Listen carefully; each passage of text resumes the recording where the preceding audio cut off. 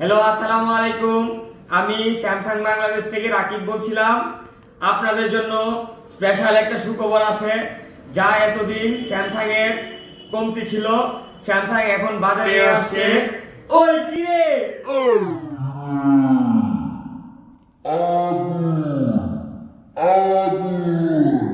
Samsung Galaxy A06 এ পাচ্ছেন আপনি 4 বছর পর্যন্ত সিকিউরিটি আপডেটের সুবিধা, যা অন্য কোনো ব্র্যান্ড আপনাকে দিবে না।